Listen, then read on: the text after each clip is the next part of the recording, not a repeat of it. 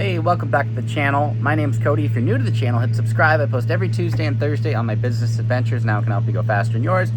Today is a little short lesson that one of my mentors and close friends shared with me. This is a person who I would not be where I'm at today if it weren't for them. I met them in Moses Lake about 6 years ago.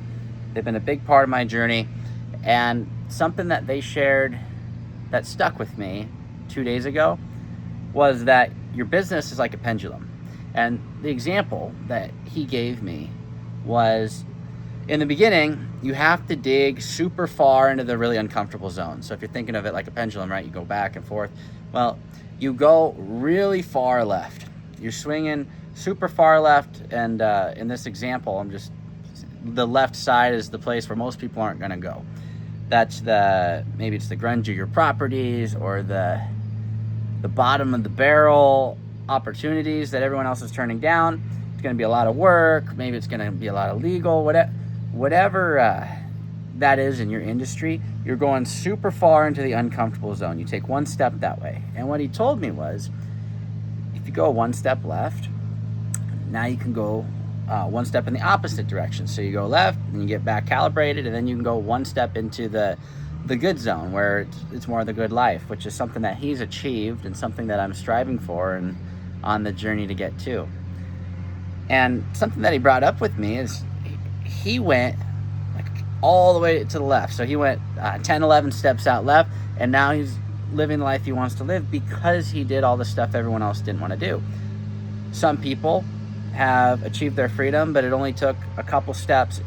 If you're thinking about it like a pendulum, a couple steps over, and now they have their freedom, but there's still a lot of things they don't get to enjoy because they didn't take it a little further. The reason this was important to me is you have to identify exactly how far into the good direction you want to go. Because a lot of people can get super down in the weeds and get stuck in the daily grind when they've already gone far enough you think about the pendulum, far enough over to where they could live the life they wanted to live, but they're still digging that direction rather than just letting it swing the other way. Figuring out the systems or outsourcing the thing they don't want to do so that they can go live the life that they've earned. And so right now, I feel, if it's a scale of 1 to 10, I feel like I've probably pushed a 6 or a 7 into the uncomfortable zone.